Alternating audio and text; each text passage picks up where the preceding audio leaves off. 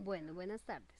Para tener en cuenta, como en cualquier actividad de recolección de datos cualitativos, al final de cada jornada de trabajo es necesario ir llenando la bitácora o diario de campo, donde el investigador pues debe hacer sus anotaciones, reflexiones, puntos de vista, conclusiones que se hicieron pues durante la entrevista. Y además, recordemos que cada entrevista debe ser grabada, pues para tener más autenticidad. Al terminar las entrevistas, pues tendremos un valioso material que es necesario preparar para el análisis cualitativo. Bueno, otra forma de recoger los datos cualitativos sería el grupo de enfoque. Este consiste en hacer entrevistas grupales donde interactúan varios participantes. Podrían ir entre 3 personas a 10 personas, siempre bajo la conducción de un especialista en dinámicas grupales o moderador. En este caso, él es el que tiene que hacer las preguntas y buscar la forma pues que las contesten organizadamente los participantes. En esta técnica de recolección de datos, la unidad de análisis de investigación es el grupo. ¿Por qué? Porque lo que busca o el objetivo de este grupo de enfoque es hacer un estudio comparativo, pues de dichas experiencias, creencias, eh, sucesos o temas que interesan en el planteamiento de la investigación. Bueno, ¿cuáles son los pasos para realizar las sesiones de grupo? Entonces, primero se debe determinar el número de grupo y de sesiones que se van a hacer durante el estudio. Como segundo, se debe definir el tipo de persona, es decir, elegir el perfil o población que vamos a necesitar para dichas sesiones. Se debe detectar las personas como tercer paso del grupo elegido. El cuarto paso es invitar a las personas a las sesiones o a la sesión en que se va a desarrollar el estudio.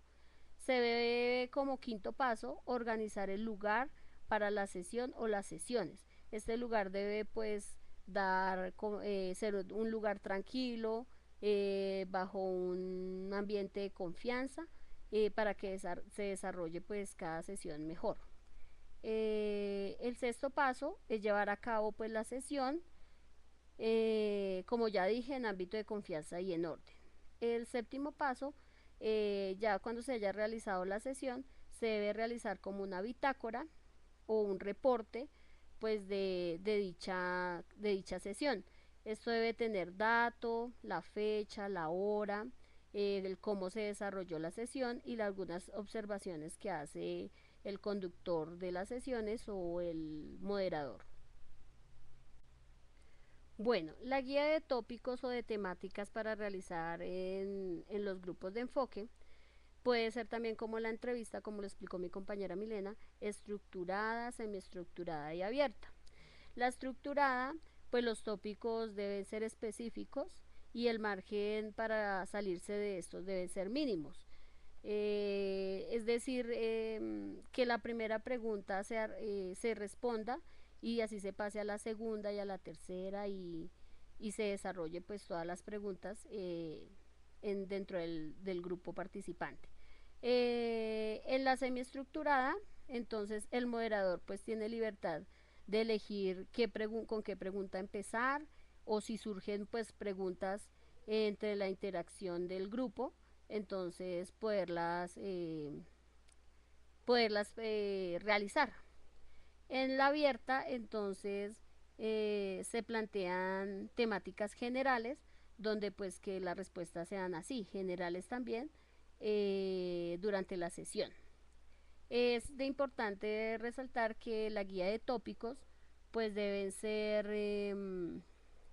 preguntas que ya se hayan seleccionado minuciosamente, pues para que se fomente más la interacción y la profundización en el tema que se va a tratar, bajo los conceptos, las categorías y las preguntas que se desarrollen.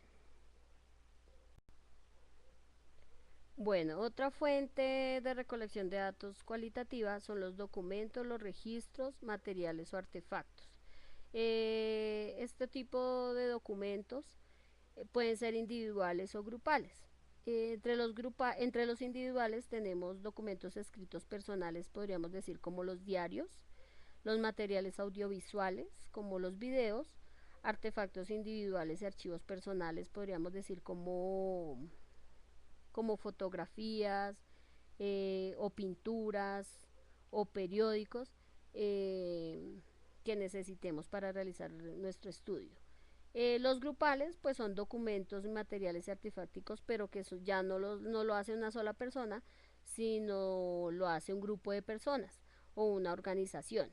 Podríamos hablar de actas de otros estudios que se hayan hecho, de otras investigaciones que tengan que ver con la temática que vamos a tratar en nuestra investigación, o también podríamos recurrir a, a cosas de antepasados, como los museos, que nos ayuden a realizar nuestro estudio, de dicha investigación a realizar. Estos pueden ser obtenidos solicitándose primero a los participantes. Esto es por decir un ejemplo, pedirle a los padres de familia de nuestro tipo de investigación, que es el comportamiento por imitación, que nos traigan documentos o fotografías de cómo los niños se comportan o se estuvieron comportando en una fiesta que hayan ido, o alguna cotidianidad de su vida. También se puede solicitar a los participantes pues que elaboren a propósito del estudio ese tipo de documento que necesitamos para nuestro estudio. Entonces podríamos decir que elaboren una carta o algo que cómo se sienten los papás bajo el comportamiento de sus niños, o cómo se comportan ellos de tal manera, entonces que hagan como un escrito o una carta que le hagan a sus hijos para que miren el comportamiento. Otra manera de obtener estos elementos es sin que se le pida directamente a los participantes. Puede ser en un ejemplo, no en el caso de la investigación que estamos realizando, sino por poner otro ejemplo, vamos a analizar la inseguridad de nuestro país, entonces, o de nuestra ciudad Bogotá. Entonces recurrimos, por ejemplo, a los videos de seguridad, para mirar pues cómo está insegura pues el sitio, la ciudad o la localidad que vayamos a hacer, pues que vaya a ser objeto de nuestro estudio. Recordemos que todos estos materiales deben gozar de la autenticidad, pues para que siempre lleguemos pues al desarrollo de nuestro estudio siempre bajo buscar la verdad y pues no haya pues margen de error. Recordar con lo que buscamos con estos artefactos es entender el contexto social e histórico para realizar nuestro estudio.